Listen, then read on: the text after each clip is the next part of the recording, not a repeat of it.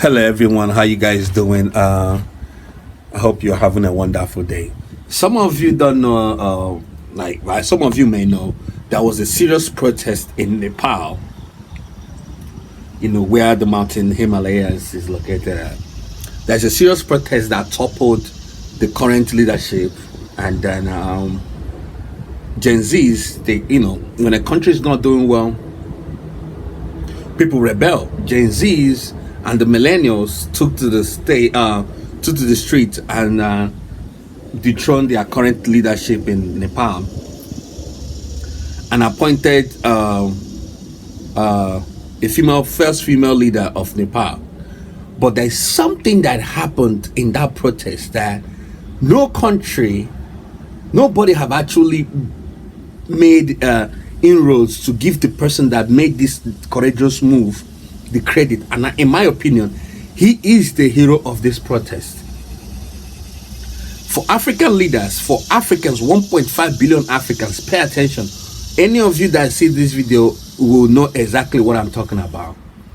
When a democratic country, when a fully duly elected democratic country person is toppled, usually the military takes over, right? That's what's going on in Myanmar.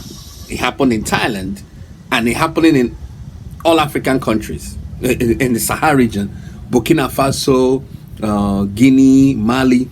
So you see the military will take over, but not Nepal.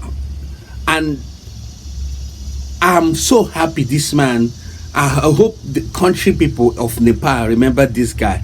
If you are from Nepal and you're watching this video, that man did so much for you guys, more than the protest itself.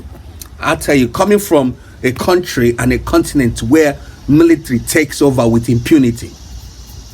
So here is when the Gen Zs, the millennials, took to the street, toppled the current leadership, the former leadership of Nepal due to corruption. The military came in, bring law and order, stop the burning of the buildings and all that stuff, right? The Gen Zs elected a female leader, but the general of that military, Ashok Raj Sigdel or something like that. I'm gonna Ashok Raj Sigdel.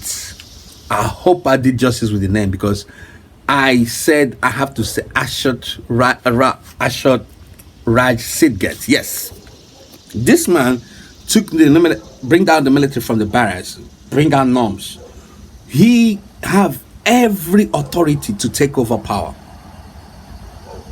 and then rule for 4 years or indefinitely and become a dictator in Nepal. He can do it and nobody will say anything. He have the arms, he have the military, he have everything. This man could have easily took over our power, crushed the kids, send them back home. Do you know the power of military? Every country that have military usually design it for internal threat, not even external. Yeah, so they will use that power, crush the kids, the Gen Zs, and took over power and run the country ruthlessly until they get tired of it. But no, this guy that I just mentioned his name didn't do that. He didn't. Ashok Raj Sigdel.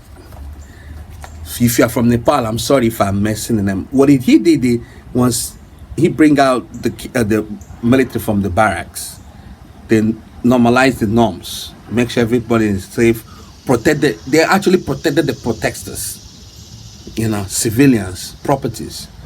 Once that happened, within few days, a female leader was elected who is qualified. This is not a DI hiring or something. She's qualified to lead Nepal. So they elected him. Guess what the military leader did? He called all his soldiers and they went back to barracks.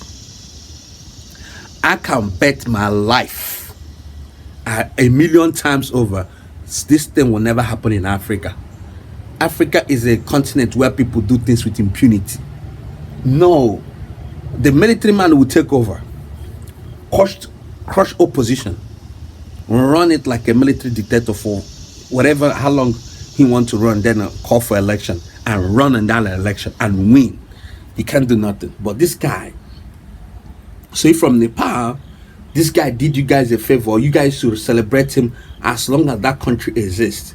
He is the hero of that protest, not even anything else, because he have every chance to take that power. If you are Nepalese, he have every power. That man have every power to take that power, and you guys can't do anything about it. But he gave it to the civilian because he believed in civilian rule. So shout out to them, shout out to him. And then if you are from Nepal, congratulations. I wish you guys well. All the vandalization that happened, I hope you guys rebuild. And shout out to that British guy that was stuck in Nepal and showing us what's going on, because he was the real journalist, Western journalist that can show things from a different perspective. It was funny, but even though what was happening was a serious situation, but it was funny. So, and then I'm glad that things is coming back to norm. All right, that's the video. See you guys on the next one. Bye.